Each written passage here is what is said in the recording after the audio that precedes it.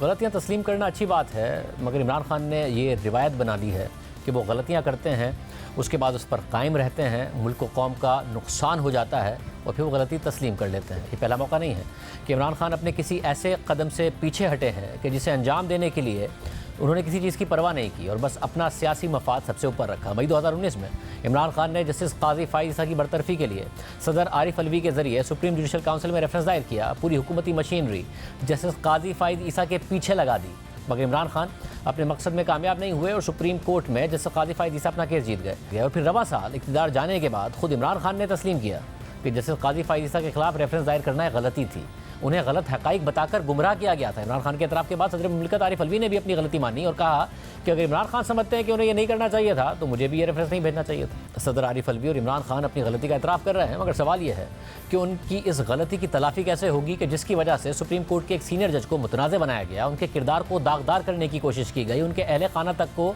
नहीं बख्शा गया। और फिर इमरान खान आज़ाद अदलिया की बात करते हैं, आज़ाद इदारों की बात करते हैं। आजकल इमरान खान की सबसे नापसंदीदा शख्सियत chief election commissioner Sikandar Sultan Raja हैं।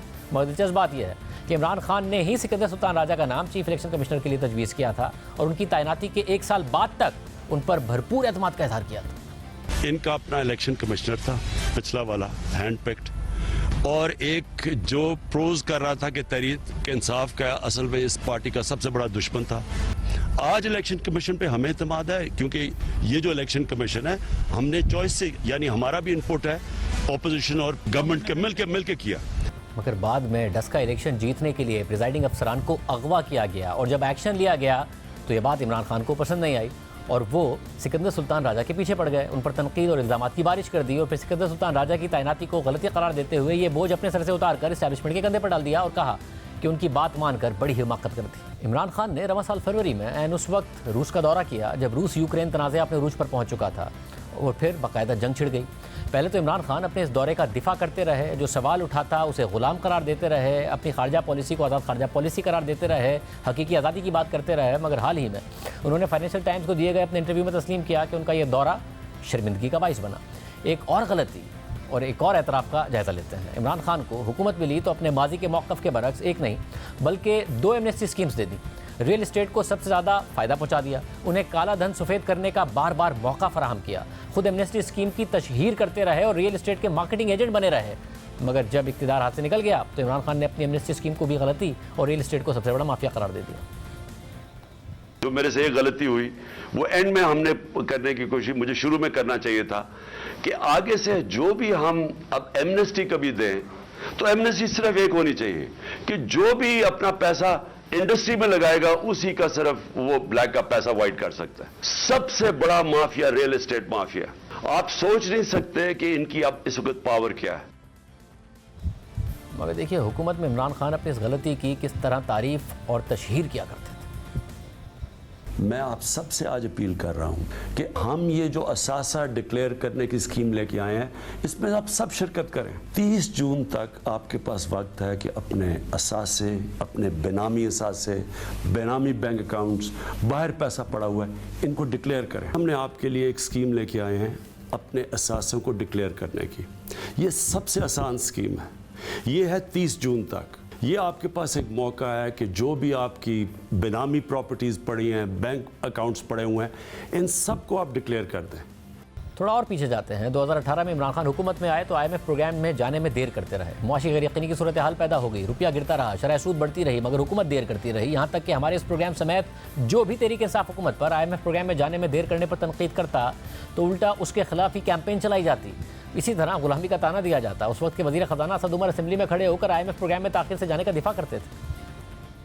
मुआहदा सिर्फ उन शराइत के ऊपर होना चाहिए जो पाकिस्तान की मईशत और पाकिस्तान की बेहतरी के लिए जरूरी है। इसलिए हम जल्दी नहीं कर रहे, IMF के पास जाएंगे तो उन शराइत के ऊपर जाएंगे जो पाकिस्तान की अवाम की बेहतरी में हो। अगर वो शराइत नहीं मिलेंगे तो यह भी आपको बता दूं और ये बाकी सारे अंग्रेजी बोलने वालों को, ये खुददार कौम है, इंशाअल्लाह ताला वो फैसले करेंगे जो हमारे ख्याल में अवाम की बेहतरी के लिए हैं।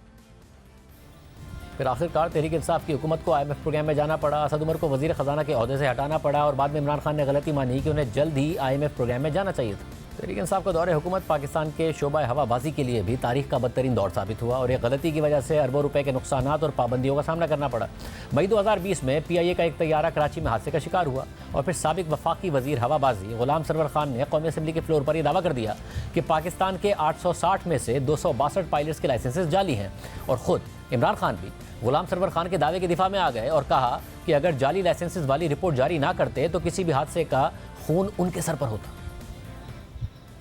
नहीं ये पब्लिश करते हैं कि ये लोगों के फेक लाइसेंसेस है, यानी लोगों की जानो खतरे में। अगर कोई आपको पता हो रिपोर्ट में कि कोई फेक लाइसेंस है और आप ना करें, कोई क्रैश हो जाए तो खून तो मेरे हाथों पे है, हम सारी कौम के ऊपर है। पूरी दुनिया में इस खबर की कवरेज की गई और पायलट्स का मामला आलमी मीडिया की सुर्खी बन गया। बात इतनी बिगड़ गई कि पाकिस्तानी एयरलाइंस और पाकिस्तानी पायलट्स दुनिया भर में मशकूक हो गए। पाकिस्तानी एयरलाइंस की परवाज़ों पर दुनिया के कई ममालिक में पाबंदियां लगा दी गई। दुनिया की दीगर एयरलाइंस पर काम करने वाले पाकिस्तानी पायलट्स को ग्राउंड कर दिया गया और ये सब हुआ सिर्फ और सिर्फ जल्दबाजी में और बगैर तहकीकात के दिए गए एक गैर जिम्मेदाराना बयान की वजह से, जो बाद में तहकीकात से गलत साबित हुआ। और फिर खुद वज़ीर आज़म इमरान खान ने गलती तस्लीम कर ली कि हमने इस मामले को मिस हैंडल किया। हालांकि जिस वक्त मीडिया इस बयान पर तनकीद कर रहा था तो पाकिस्तानी मीडिया पर सवालात उठाए जा रहे थे, तनकीद की जा रही थी। इमरान खान ने खारजा महाज पर भी गलतियां की। इमरान खान ने मलेशिया के वज़ीर आज़म और तुर्क सदर से दिसंबर 2019 में होने वाली कोलालंपुर कॉन्फ्रेंस में शिरकत का वादा किया, दावत कबूल की, मगर अचानक उन्होंने सऊदी अरब का दौरा किया और फिर कोलालंपुर कॉन्फ्रेंस में शिरकत ही नहीं की। मगर कुछ महीने बाद फरवरी 2020 में इमरान खान ने मलेशिया का दौरा किया और मलेशिया के वज़ीर आज़म महातिर मोहम्मद के साथ प्रेस कॉन्फ्रेंस में अपनी गलती और शर्मिंदगी का इजहार किया। इमरान खान ने वजाहत की कि कोलालंपुर कॉन्फ्रेंस के बारे में तहफ़्फ़ुज़ात गलत थे, इसलिए अब वो आइंदा साल इस कॉन्फ्रेंस में शिरकत करेंगे। I want to say how sad I was that I could not attend. मैं ये बताना चाहता हूँ मुझे किस कदर अफसोस है कि मैं दिसंबर में कुआलालंपुर कॉन्फ्रेंस में शिरकत नहीं कर पाया। बदकिस्मती से हमारे कुछ करीबी दोस्तों को लगा कि कॉन्फ्रेंस से उम्मत में तकसीम पैदा होगी और ये महज एक गलत फहमी थी, क्योंकि कॉन्फ्रेंस का ये मकसद नहीं था। सारे मामले से पाकिस्तान की जग हसाई हुई। मगर दिसंबर 2019 की इस गलती से एक महीना पहले के अपने एक और फैसले को भी इमरान खान अपनी सबसे बड़ी गलती समझते हैं। नवंबर 2019 में नून लीग के कायद नवाज शरीफ इलाज की गर्ज से लंदन चले गए और ये इजाज़त हुकूमती मेडिकल बोर्ड की सिफारिश पर खुद इमरान खान की हुकूमत ने दी थी। मगर इमरान खान इस फैसले को भी अपनी गलती करार देते हैं।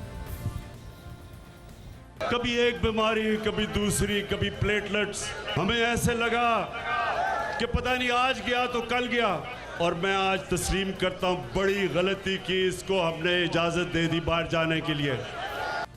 इस फैसले की जिम्मेदारी भी किसी और पर डाल चुके हैं। असद उमर के मुताबिक ये फैसला 100% इमरान खान का था। क्या वो फैसला इमरान खान का था नवाज शरीफ को बाहर भेजने का, या फैसला किसी और ने किया?